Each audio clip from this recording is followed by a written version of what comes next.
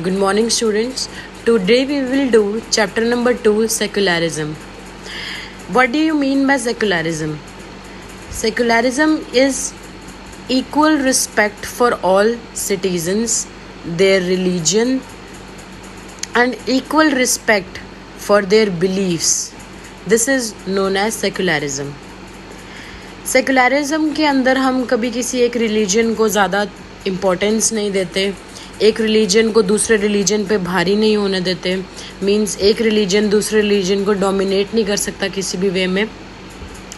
Secularism में हम लोगों को फ्रीडम टू लिव देते हैं कि लोग खुलकर जी सकते हैं, अपने रिलीजियस बिलीव्स और प्रैक्टिसेस को अच्छी तरीके से कर सकते हैं. एंड सेकुलरिज्म में एक बहुत इम्पॉर्टेंट चीज़ है that it separates religion from state. किसी भी स्टेट के अंदर किसी एक पर्टिकुलर रिलीजन के लोगों को इम्पोर्टेंस मिले, this is not valid in secularism. Secularism में रिलीजन अलग रहेगा और स्टेट अलग रहेगा.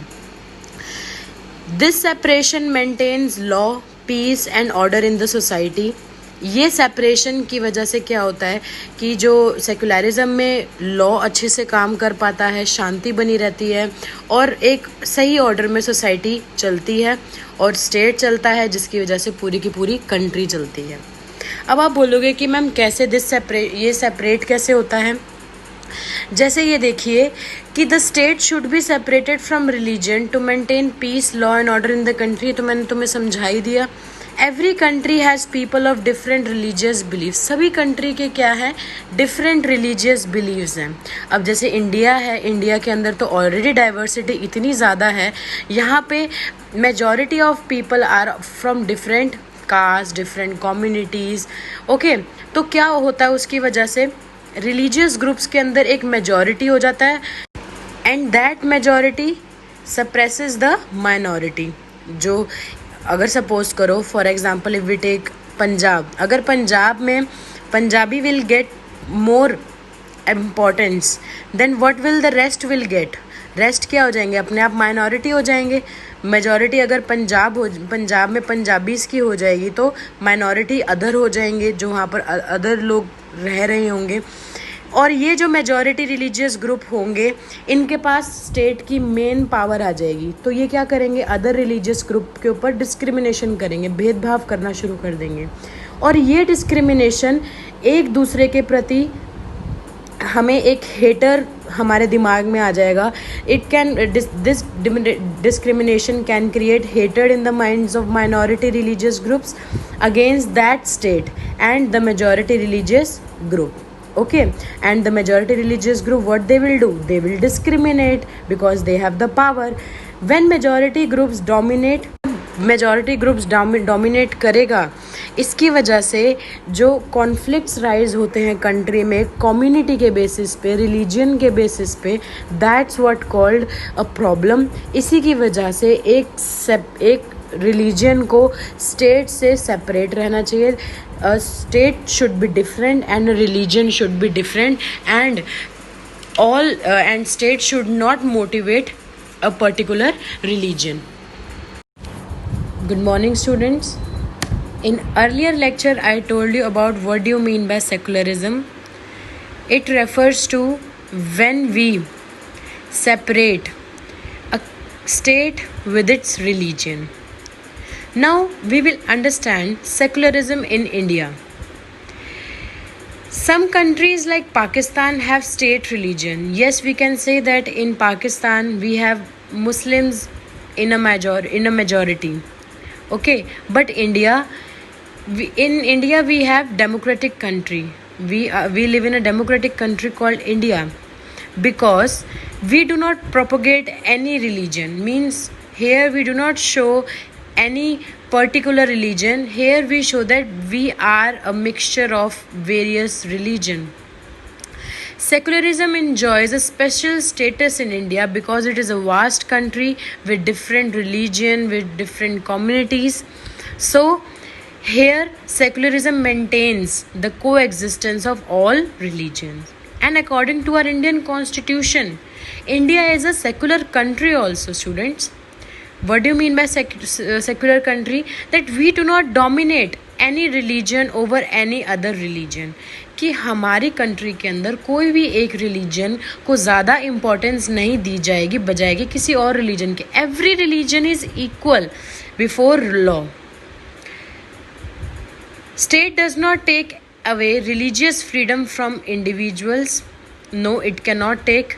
In India, the constitution uses a strategy by which it keeps distance from religion. Here, there are few ways to prevent the above domination. How Indian state can prevent the domination? First, Indian state is not supported by any religious group. Yes, I told you that courts, police stations, government, schools and offices are not supposed to promote any one religion. Means they cannot favor any religion.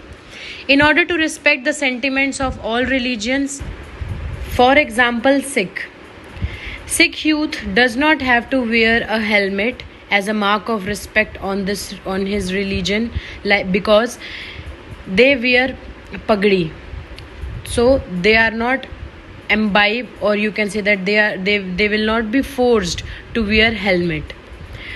Okay, another way to prevent this domination, मतलब domination means कि एक religion का दूसरे religion पर भारी होना हम कैसे रोक सकते हैं? is through a strategy of intervention. Intervention means to interrupt, to intervene. कि इसके अंदर हमें कैसे करना पड़ेगा कि कॉन्स्टिट्यूशन, इंडियन कॉन्स्टिट्यूशन के हिसाब से ही, उसके रूल से ही हम लोग चलेंगे. For example, Indian constitution band untouchability, so state will also follow it. State will help and ensure that laws relating to equal inheritance are respected. Students, you will ask that how state will intervene. Students, if state will intervene, if they will interrupt in this situation, अगर कोई ऐसी situation होती है जहाँ पर एक religion दूसरे religion को डोमिनेट कर रहा है, then state will follow the ideals or the rules and regulations framed out by the constitution, by the Indian constitution. They will follow all the rules and regulations. And according to our constitution, no preference will be given to any one religion. Preference to one religion cannot be given. In India, state cannot interfere in religious matters. That कि लोग ये वाली पूजा कर सकते हैं, दूसरी पूजा नहीं कर सकते, लोग ये धर्म को मान सकते हैं, दूसरे धर्म को नहीं मान सकते. No, state will not interfere. Okay, for example, I told you that untouchability was abolished from Hindu religion. Now on this, state can only interfere according to the rules and regulations given in our constitution. अब अगर state दूसरी पूजा नहीं कर सकते, लोग ये धर्म को मान सकते हैं, दूसरे धर्म को नहीं मान सकते, no, state will not interfere. Okay, for example, I told you that untouchability was abolished from Hindu religion. Now on this, state can only interfere according to the rules and regulations given in our constitution. अब अगर state इसके ऊपर कोई भी decision लेगा तो वो हमारे कॉन्स्टिट्यूशन के हिसाब से ही लेगा, उनके रूल्स एंड रेगुलेशंस के हिसाब से ही लेगा, अपनी स्टेट के अंदर अनटचेबिलिटी को फिर कहीं दोबारा एक्सरसाइज ना होने से.